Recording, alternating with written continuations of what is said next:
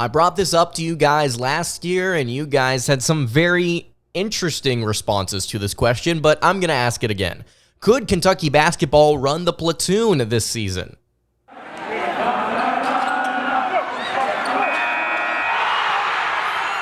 You are Locked On Kentucky, your daily podcast on the Kentucky Wildcats, part of the Locked On Podcast Network, your team every day.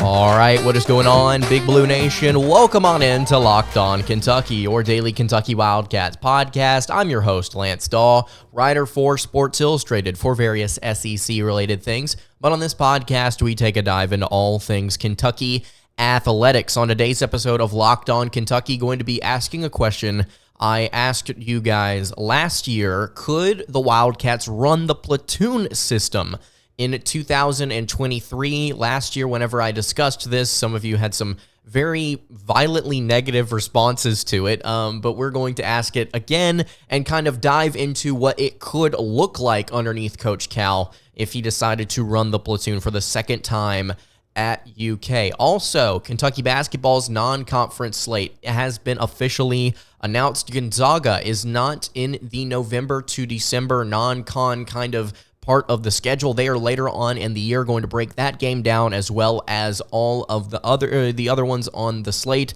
on today's episode. Thank you so much for making Locked On Kentucky your first listen every single day. Want to remind everybody out there that we are free and available on all platforms. Let's go ahead and get into it. Kentucky basketball running the platoon this upcoming season. I want to preface this conversation the way that I prefaced the conversation a year ago with you guys. Do I think this is going to happen?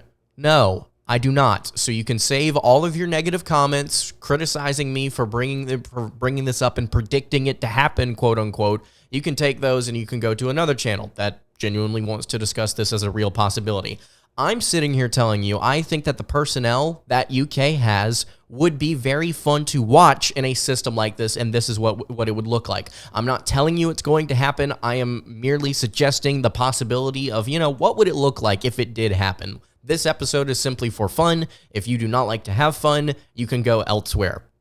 Appreciate it. All right, the reason I bring that up is because some of you guys had some very, very negative thoughts about this a year ago.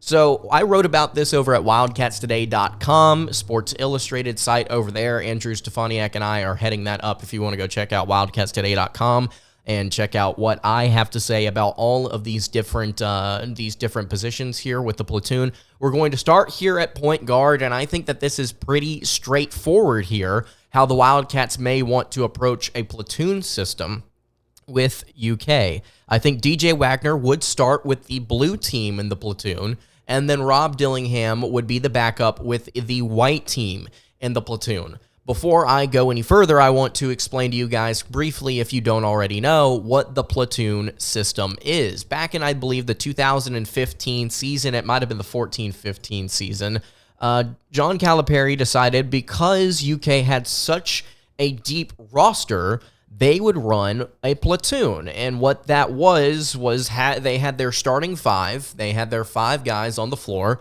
as their starters. And then whenever they rotated, they would rotate 5 guys in whenever they went to sub. Instead of just subbing a couple different guys, they had their blue team and their white team. And most of the time they would decide, hey, whenever we want to sub, just completely change the lineup. Let's go to our B team here. And that's what's called platooning. I guess that's what we labeled it here in college basketball. I believe your starting 5 was Tyler Ulis.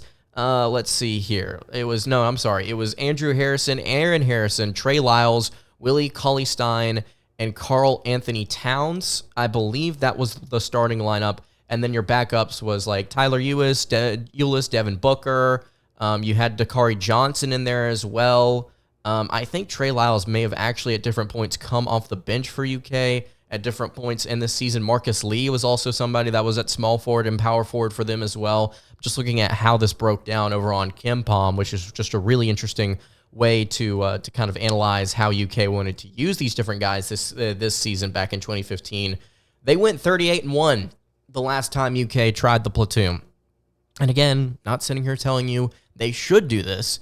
I'm just sitting here telling you it would be interesting. So I think your blue team, which would be your team A or your first team, would be DJ Wagner as your starting guard. We've already talked about DJ Wagner on the show about how, he is, I think, the most comfortable point guard that we've seen or saw, rather, during the Global Jam. And that is not to take away from what Rob Dillingham could be for the Wildcats. I think he's a very fun player to watch, very explosive, great ball handler, just an energetic presence on the court whenever he has the ball in his hands. But I think Wagner was the more stable, more consistent presence, I think, during the Global Jam. And Kentucky went to him first multiple times. So I would like to think that Wagner is going to be your starting guard. And in this hypothetical world with Wagner and Dillingham in two different teams here, I mean, I think it's a perfect split. You can have one team that does one thing with their backcourt and another team that does another. And I think that once you kind of dive into the backcourt here, you get to see how the two different players in each the blue and the white team kind of would potentially complement each other. So Rob Dillingham on the white team, DJ Wagner on the blue team.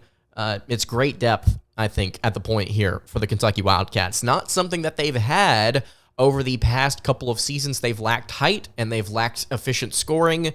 I think they could have both of those in DJ Wagner, and then Rob Dillingham, I think, could be a very, very strong distributor of the basketball, also a tough shot maker coming off of the bench. I've heard several people in the Kentucky sphere and also online kind of equate what Rob Dillingham could be this year to a Devin Booker type of role. I also see that with Reed Sheppard this year, potentially, which we'll get to him in just a second. But yeah, there are a lot of similarities, I think, to this year's team and that team that went 38-1, just to simply be in terms of height, in terms of physicality. I think this team's going to be a lot more aggressive than last year's team was in a lot of different ways. And I think that scoring is going to be something that is a very, very, very prominent strong suit of the Wildcats this upcoming year. And let's go ahead and get to, I think, the person that I think could be the leading scorer here for the Wildcats, Antonio Reeves. I think that he is your blue team shooting guard, so that pairs you up with DJ Wagner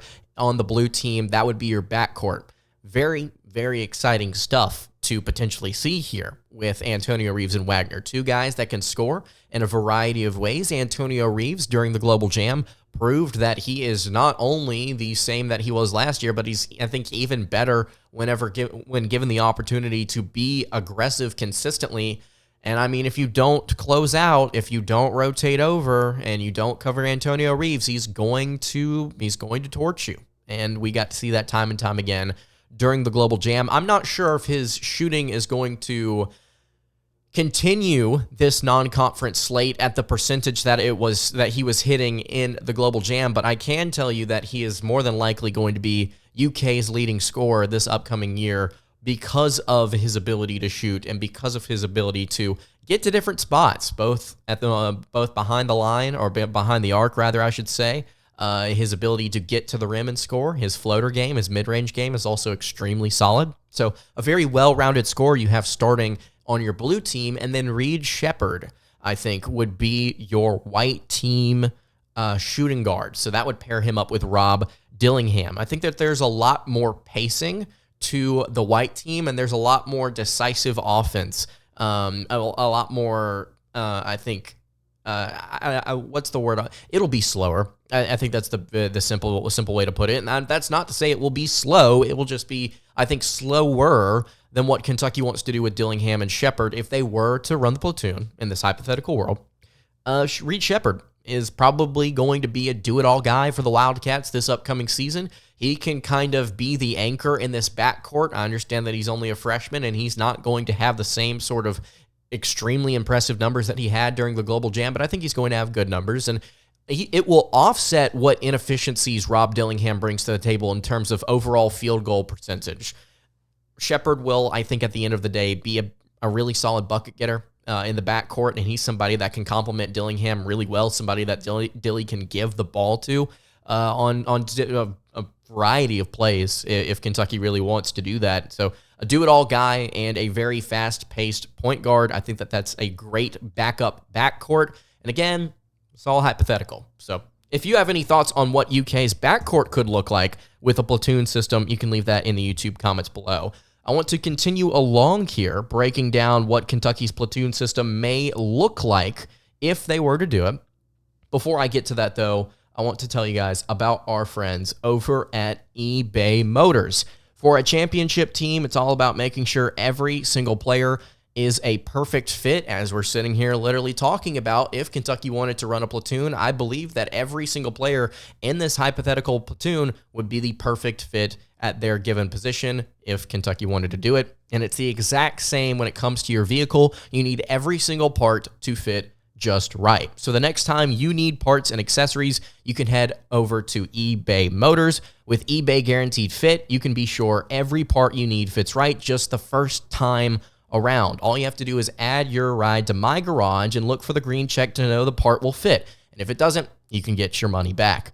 Because just like in sports, confidence is the name of the game when you shop on eBay Motors, and with over 122 million parts to choose from, you'll be back in the game in no time. After all, it's easy to bring home a win with the right part when the right parts are guaranteed. You can get the right parts, get the right fit, and the right prices on ebaymotors.com. That's ebaymotors.com. Guaranteed fit, only available to U.S. customers. Eligible items only. Exclusions apply. One more time, that is ebaymotors.com. Let's ride. All right, continuing along here on the Thursday edition of Locked On Kentucky. Lance Dahl hanging out here with you. Really appreciate you guys hanging out, tuning in wherever you are watching or listening. It would be great if you subscribed or followed the show and leave a review in the YouTube comments or on the socials at Locked On UK about what you think about the show. If you have any questions you'd like me to answer on the show as well, you can leave those in the comments as well. I have one question for you guys before we continue, and this has nothing to do with Kentucky basketball. Occasionally I like to throw these questions in here. The pumpkin spice latte is officially back at various coffee shops, locations, not going to name any because they don't sponsor the show, but do you like pumpkin spice, or is it just forced upon you during the fall season, or is this something that the ladies just prefer and guys don't really go for it at all? I've had a lot of people talk to me about the pumpkin spice latte recently and about how much they love it, so I want to ask you guys, what do you think about it? Just kind of random. Anyway, let's go ahead and continue along here. About to have a stroke with the platoon. The small forward position. So we've gone through the backcourt with the shooting guard and point guard spots. I think DJ Wagner and Antonio Reeves are your blue team. Reed Sheppard and Rob Dillingham are your white team. And then your small forward blue team, your number 3, I think it's Justin Edwards. Now, this is, I think, from here on out where we can kind of get loose with the way that Kentucky may approach this. This is where we can have some nuance in the conversation, and you and I can talk about, okay, well, this guy could maybe even start over this dude, and we could kind of rotate things this way, and there's a lot of versatile pieces down here, so we could switch this if we wanted to. With Justin Edwards at the small forward position, we really liked what we saw in the later games of the Global Jam. We got to see him become a legitimate offensive threat after being really cold from the field for, I believe, the first game and a half of the slate. And then we also got to see him prove that he's a really good rebounder on top of it. Got a couple of steals, did not turn the ball over hardly at all. I think that the way Kentucky utilized him, talking about decisive offense, I think that he would be great in this first blue team lineup because of the fact that DJ Wagner and Antonio Reeves, if they're giving the ball away to their third option here in Justin Edwards on the wing, he's going to pick and choose his spots. I think he's going to have his opportunities laid out for him clearly, and I think that when you look at 1 through 3, and then we get to this 4 and this 5, it's really going to make sense as to how this team operates with a little bit of a slower pace, but makes perfect sense together, I think. So Justin Edwards, I think, could be your blue. He could be your blue small forward. And then also Adou Thiero. I've got him as the backup. I've got him with the white team, but Thiero, I think, could easily start here at the 3. Why could a Thiero start in a platoon system at the 3? Well, for a couple of reasons. Number one, Adou Thiero, we talked about this on yesterday's show. Adou Thiero is, I think, Kentucky's secret weapon this year. And if you go back and watch the Global Jam and you go and look at the numbers, he actually played more than Reed Sheppard, more than Justin Edwards, averaged almost, I think it was 27 minutes per game, somewhere around there for Thiero. And he was able to kind of slide around at different positions, but I think the 3 is where he should be most comfortable this upcoming season. And his body's changed. He's bulked up. He's gotten more physical, and he was a tank out there in Canada. The reason I think Thiero may be your backup here with the white team, outside of the fact that he's just more experienced, he played more, and he could slot in at the 3 here at the starting spot. I think the reason why he could be the backup is what he could do with this white team. So we talk about this white team being a little bit more, I would say, probably chaotic, a little bit more explosive, a little bit faster when it comes to pace of play, just a little bit faster, not extremely fast relative to the blue team, but I think that there would be a lot more pace with Rob Dillingham on the floor. And I say pace, I should say speed, I guess is the word I should use there. Thiero, with him changing his play style, I think that's happening. We got to see that in the Global Jam. Changing his play style to a more physical wing instead of somebody that can slot in 1 through 3 and be a lighter shooting option for you. With him being a more physical guy that can kind of be the run and dunk man, one of the run and dunk men on this team, I think that he would go perfectly with Rob Dillingham and Reed Sheppard. I just think that the pacing of that and the aggressiveness of that squad would fit Adou Thiero very well. So Justin Edwards at your blue team 3, Adou Thiero, the backup with the white team. Power forward here. This is also another place where things could change, and actually, if they did want to run the platoon, this could change early in the season because Aaron Bradshaw, as of right now, is still recovering, trying to get 100% back to, or trying to get 100% before the beginning of the season due to his surgery here on his foot. I think that he would be your blue team. He would be your blue team power forward. We've talked about the shooting. We've talked about the ball handling. I'm very intrigued to see Bradshaw actually put that together on the floor this year. Is he going to be able to pick that up quickly because of his recovery? I'm not sure. Maybe he's perfectly fine and ready to go by that point. In which case, Kentucky can just kind of use him however they please. But I also think that there's a world where Trey Mitchell, because of his experience and because of Bradshaw's recovery, could end up being the starter here with the blue team. I think that Mitchell would probably make more sense for this blue team. Again, if we're talking about the pace, the decisiveness, the efficiency with this blue team offense, Mitchell could be a great versatile pairing for you. And I think that he is going to be opposite of Zvonimir Ivicic wherever you decide to put Big Z in this rotation. I'll explain why in a second.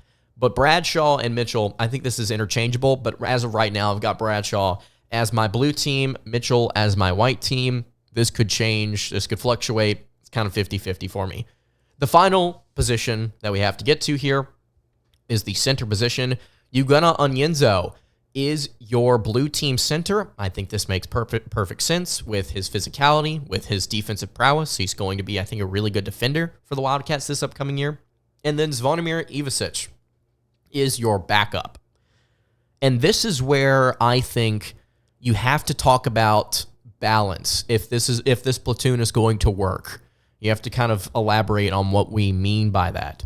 You need to be able to have in both your starting and your backup platoon there to not be a significant drop-off or change when it comes to production. I think that both units need to be able to score. I think that both units you need to be able to play good defense. And so that's where you can kind of mix and match here, even though some players may be more inclined to start than others. And when it comes to Zvonimir and Trey Mitchell, sure, you could have them both out there in a rotation later on this year, and that could look really, really fun because of their ability to handle the ball and shoot. But at the same time, I think it makes sense to put them on different platoons or parts of the platoon here because of that versatility. So I think Zvonimir, if you have Trey Mitchell as your starting blue power forward, I think Zvonimir would make a lot of sense as your backup here with the whites at center. And Ugonna Onyenso, I think, would be your blue starting center with Trey Mitchell, possibly, if that's the way that Kentucky wants to do it, with the experience that the West Virginia transfer brings to the table.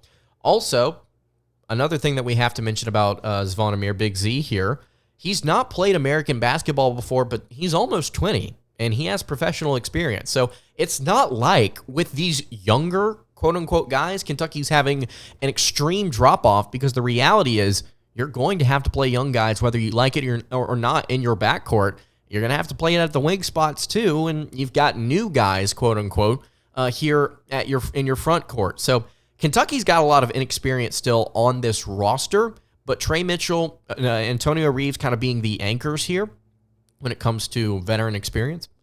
But I really do think that Kentucky is going to be forced to do some things this year because of how young they are, and this could be a fun thing that the Wildcats could do with the platoon system. So if you've got any thoughts on this platoon system, on what we could do with this rotation, you can leave all of that in the YouTube comments below or hit me on the socials at Locked On UK. All right, Kentucky's non-conference schedule is officially complete. Going to dive into it and why some games are scheduled later than others in just a second. Before we get to that, though, I want to tell you guys about our friends over at BetterHelp. This show is sponsored by BetterHelp. Sometimes in life, we are faced with tough choices, and the path forward isn't always clear for us. Whether you're dealing with decisions around your career, friendships, relationships, anything else, I think therapy helps you stay connected with what you really want while you navigate through life and make those tough decisions. It allows you to kind of move forward with more confidence and excitement instead of being down and out and have a lot of anxiety and stress and just not necessarily getting to the places that you need to be in order to make the right decision when it comes to very difficult topics or situations. Trusting yourself to make decisions that align with your values is like anything. The more you practice it, the easier it gets here. So if you're thinking of starting therapy, you should give BetterHelp a try. It's entirely online, designed to be convenient, flexible, and suited to your schedule. All you have to do is fill out a brief questionnaire to get matched with a licensed therapist and switch therapist anytime for no additional charge. Let therapy be your map with BetterHelp. You can visit betterhelp.com/lockedoncollege today to get 10% off your first month. Again, that's BetterHelp, HELP.com/lockedoncollege. All right, wrapping up the Thursday edition of Locked On Kentucky. Lance Dahl hanging out here with you. Once again, I really appreciate you guys hanging out, tuning in wherever you are. Subscribe if you have not already. I am going to, for what may be one of 15 times before the season starts, dive into the non-conference slate for the Kentucky Wildcats. I'm going to read all of this here for you, and then we are going to dive into each individual game to kind of give thoughts on what that is and why they are slated where they are. So to start the season off, November 6th, New Mexico State, Rupp Arena. It's going to be at home. New Mexico State, not a great basketball team. In fact, last year, I believe that they had a sub-500 record at 9-15. We actually talked about this non-conference slate recently here on the show. It was actually, I believe, like 9 days ago.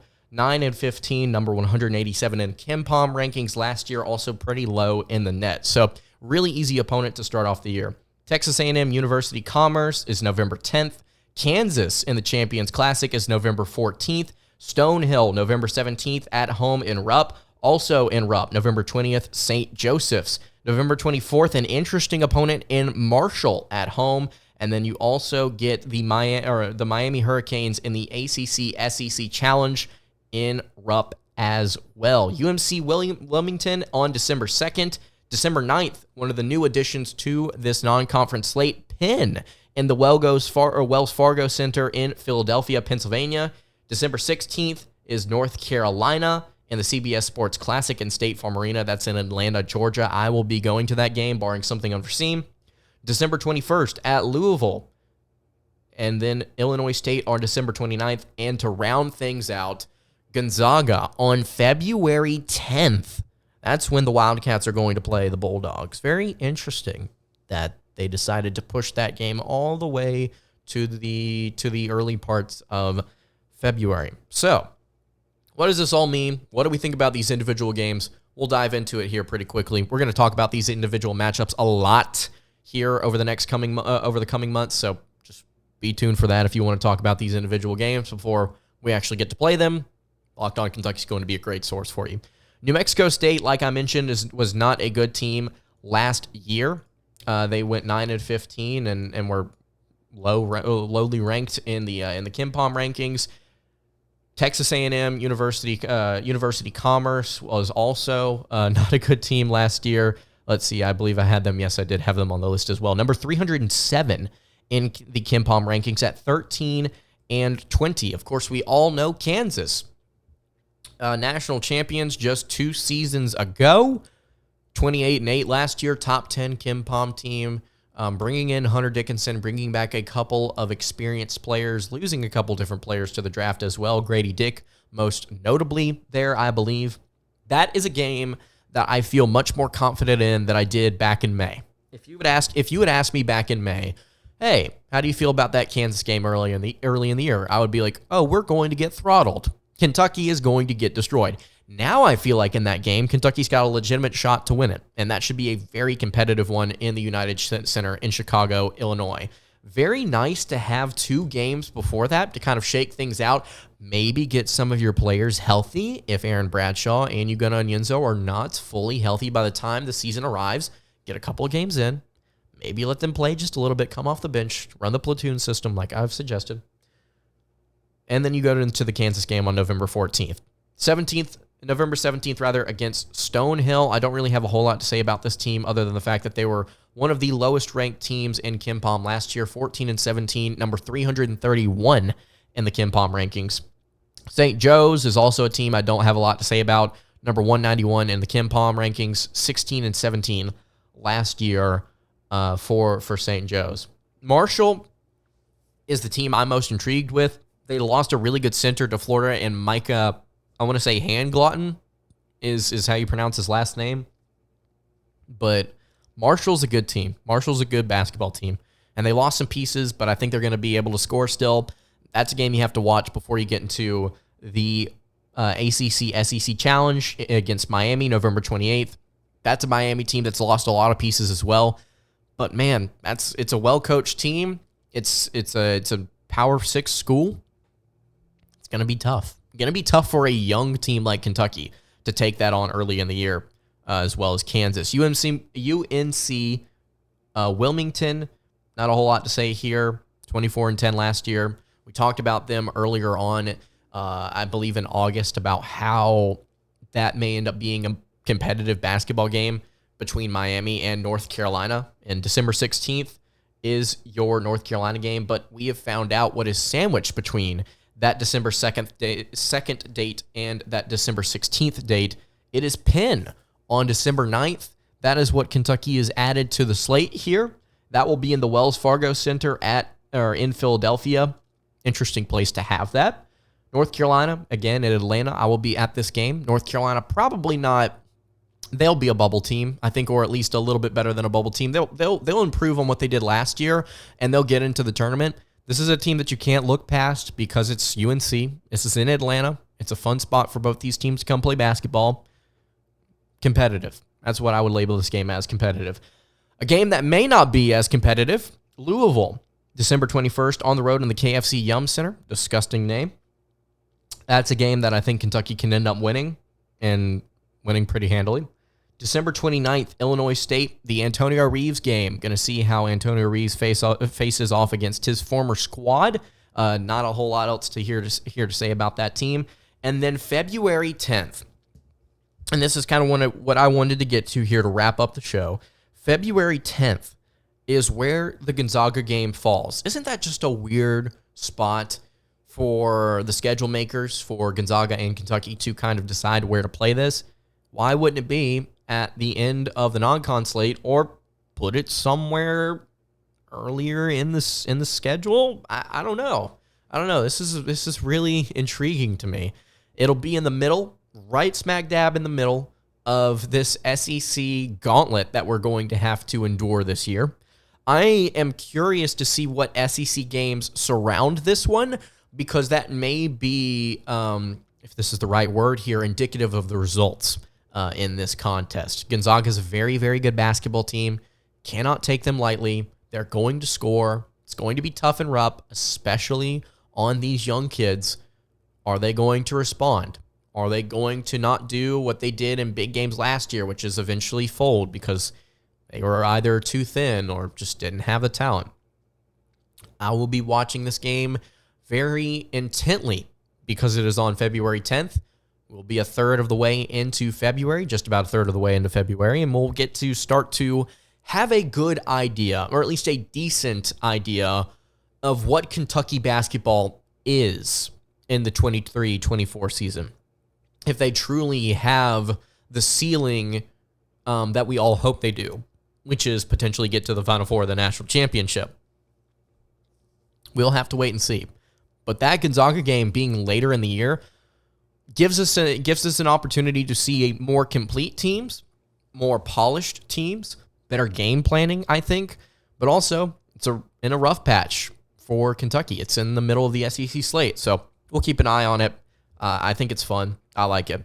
It's a fresh idea with a really difficult team, not in the Big 12. So let's give it a go. If you have any thoughts on Kentucky basketball's non-conference slate, or if you have any opinions on what the Wildcats could do this upcoming season, you can leave that in the YouTube comments below. All right, that's going to do it for today's episode of Locked On Kentucky. You can follow the show on Twitter at Locked On UK. You can follow me on Twitter at LanceDahl_, and you can follow the show over on Instagram. That is at Kentucky Podcast. Any questions, comments, concerns, leave them in the YouTube comments. Hit me on the socials. I will see you all tomorrow for another episode of Locked On Kentucky. Hope you guys have a great rest of your day, and God bless.